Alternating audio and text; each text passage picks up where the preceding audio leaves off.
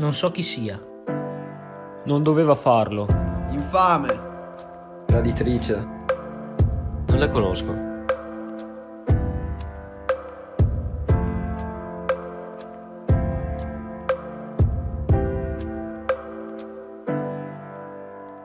Cari genitori, vi racconto da quassù tutto quello che mi è successo.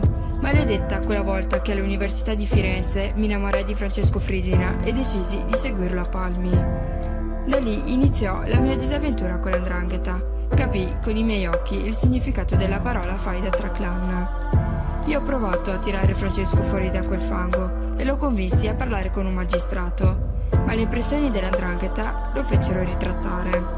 Quel 22 febbraio 1981, quando a casa non rientrai più, l''ndrangheta salvò lui ma fece pagare me. Fui violentata, uccisa, fatta a pezzi e fatta sparire nel limpido mare.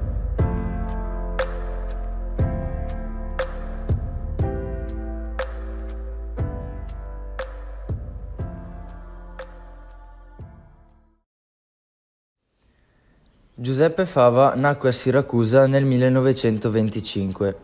Fu uno scrittore e un giornalista italiano.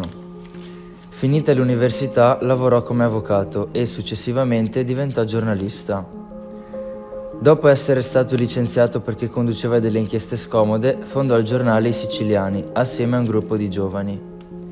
I Siciliani denunciò con forza la corruzione politica e imprenditoriale catanese e per questo nel 1984 Beppe Fava fu ucciso dalla mafia.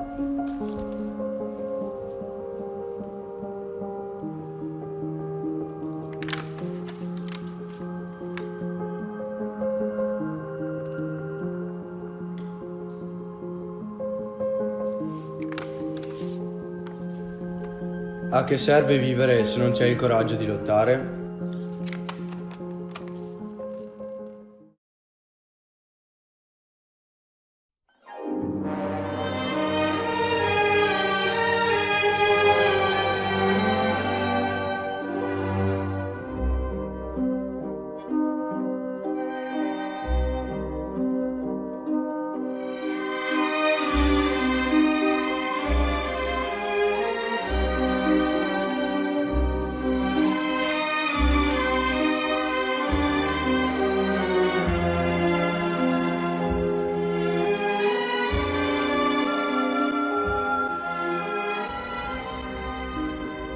Nessuno può dire non mi interessa, nessuno può pensare di chiamarsene fuori.